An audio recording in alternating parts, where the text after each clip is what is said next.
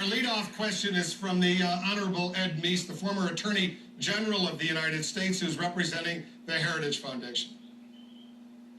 At least 42 terrorist attacks aimed at the United States have been thwarted since 9/11. Tools like the Patriot Act have been instrumental in finding and stopping terrorists. Shouldn't we have a long-range extension of the investigative powers contained in that act so that our law enforcement officers can have the tools that they need? Speaker Gingrich, only this weekend there was an alleged terror plot uncovered in New York City. What do you think? Well, I think that Attorney General Meese has raised a key point, and the key distinction for the American people to recognize is the difference between national security requirements and criminal law requirements. I think it's desperately important that we preserve your right to be innocent until proven guilty if it's a matter of criminal law. But if you're trying to find somebody who may have a nuclear weapon that they're trying to bring into an American city, I think you want to use every tool that you can possibly use to gather the intelligence. The Patriot Act has clearly been a key part of that, and I think looking at it carefully and extending it and building an honest understanding that all of us will be in danger for the rest of our lives. This is not going to end in the short run, and we need to be prepared to protect ourselves from those who, if they could, would not just kill us individually, but would take out entire cities. So, Speaker, just to clarify, you wouldn't change the Patriot Act? No, I would not change it. I'm not aware of any specific change it needs, and I'd look at strengthening it because I think the dangers are literally that great. And again, I spent years studying this stuff. You start thinking about one nuclear weapon in one American city and the scale of loss of life, and you ask yourself, like Hiroshima, what should the president be capable of doing to stop that? And you come up with a very different answer. Again, very sharp division. Criminal law, the government should be, frankly, on defense, and you're innocent until proven guilty. National security, the government should have many more tools in order to save our lives. Congressman Paul, I suspect you disagree. I do. Tell us why. I think the Patriot Act is unpatriotic because it undermines our liberty. I'm concerned, as everybody is, about the terrorist attack. Timothy McVeigh was a vicious terrorist. He was arrested. Terrorism, still on the books, internationally and nationally, is a criminal, is a crime, and we should deal with it. We dealt with it rather well with Timothy McVeigh. But why I really fear it is we have drifted into a condition that we were warned against, because our early founders were very clear. They said, don't be willing to sacrifice liberty for security. Today, it seems too easy that our government and our Congresses are so willing to give up our liberties for our security. I have a personal belief that you never have to give up liberty for security. You can still provide security without sacrificing our Bill of Rights. yeah. I want to bring others in, but do you want to respond, Mr. Speaker? Yeah. Timothy McVeigh succeeded. That's the whole point. Timothy McVeigh killed a lot of Americans. I don't want a law that says, after we lose a major American city, we're sure going to come and find you. I want a law that says, you try to take out an American city, we're going to stop you.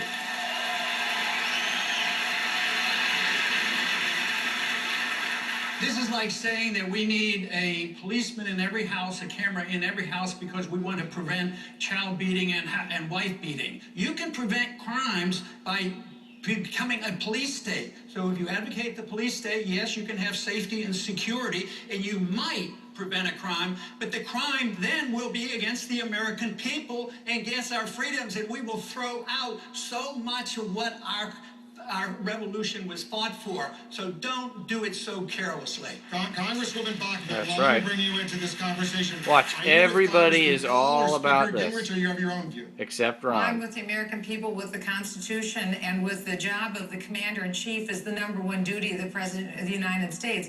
We have to realize we're in a very different war, with very different techniques that are used for that war, and very different bad actors than we've had before in the terrorists, and their motivations are very different. We can't forget that technology is completely different. Yeah, it's When we almost were up to looking at 1984 prior laws, standards. Phones were wired into walls. That's not how it works anymore. Today we deal with wireless functions, and we have to completely change the way that we go about investigating. This is one thing we know about Barack Obama. He has essentially handed over our interrogation of terrorists to the ACLU. He's outsourced it to them. Our CIA has no ability to have any form of interrogation for terrorists. When the bomber, or the attempted bomber over Detroit, the underwear bomber, was intercepted, Yeah, the one the CIA put on the plane. warnings within 45 minutes. He was not an American citizen. We don't give Miranda warnings to terrorists, and we don't read them their rights. Governor, They don't have them. Governor Huntsman, where do you So stand she'll on the violate Patriot your Act? Bill Do you of believe Rights, it's folks. un-American, as Congressman She's happy Paulus to suggested? violate your rights. I think we have to be very careful in protecting our individual liberties. We forget sometimes that we have a name brand in this world, and I have seen it shine living overseas. And when our light shines based on the values that we live up to and represent, it moves people, it moves countries, it moves events like nothing else can. We are a nation of values, and forever, like what we're trying to do in this debate tonight, we'll try to find that balancing act between our individual liberties and security. But we also have to remember, as we're talking about security, I see Tom Ridge in the audience here, a great former Secretary of Homeland Security. He will tell you that we cannot secure the homeland out of Washington, D.C. itself. We've got to make sure that we have partnerships with governors and mayors, that this is a national effort. No longer can we compartmentalize intelligence. Those are the old days. Today, we've got to share. We've got to make sure that we are prepared as a people. We are prepared not only as a federal government, but we're prepared as well as a local government in a collaborative and sharing kind of relationship. I'm going to give everyone a chance to respond, but let me get this one question from CNN Politics that came to cnnpolitics.com, and then we'll bring in the rest of you. This is the question: TSA pat-downs, violation of civil liberty or a necessity to ensure national security? Governor Romney. Well, we can do a lot better than the TSA system. It's going to get better over time. We can use better technology. We can also identify people who are lower risk. Yeah, it'll have And more allow rape. them to go through the process more quickly than the current process. But let's come back to the issue that seems to be so confusing here. And that is, Congressman Paul talked about crime. Newt Gingrich was right. There are different categories here. There is crime, and there are rights that are afforded to American citizens under our Constitution, and those that are accused of crime. Then there is war, and the tool of war being used today in America and around the world is terror. There's a different body of law that relates to war. And for those that understand the difference between the two, they recognize that we need tools when war is waged domestically to assure that as President of the United States, you can fulfill your first responsibility, which is to protect the life, liberty, and property of American citizens and defend them from foes domestic and foreign. And that means, yes, we'll use the Constitution and criminal law for those people who commit crimes. But those who commit war and attack the United States and pursue treason of various kinds, we will use instead a very different form of law, which is the law afforded to those who are fighting America. Governor Perry. He's happy to enact You 1984. proposed legislation that We're talking would about George criminalize Orwell. these TSA pat-downs under circumstances. Explain what you have in mind. Well, here's what I do with the TSA. I would privatize it as soon as I could and get rid of those unions. It's working. In Denver, they have a program where they're privatizing it. And the airlines and other private sector groups work together to do the security in our airports, and it makes abundant good sense. And I agree with most of my colleagues here on the stage when we talk about the Patriot Act, and we need to keep it in place. We need to have strengthen it if that's what's required, to update it with new technologies as they come along new. But here's the other issue that I think we've really failed at, and that is in our ability to collect intelligence around the world. And this administration in particular has been an absolute failure when it comes to expending the dollars and supporting the CIA and the military intelligence around the world to be able to draw in that intelligence that is going to truly be able to allow us to keep the next terrorist attack from happening on American soil. Senator Santorum, under certain circumstances in the past, you've supported profiling. Is that correct? I have. What do you have in mind? Well, I mean, I think TSA is a good example of that. We should be trying to find the bomber, not the bomb. Other countries have done it. Israel is probably the best example of that.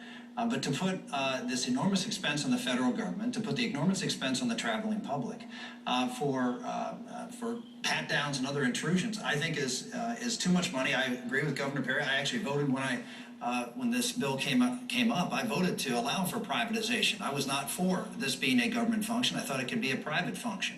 But the issue of the Patriot Act is a little different. We are at war.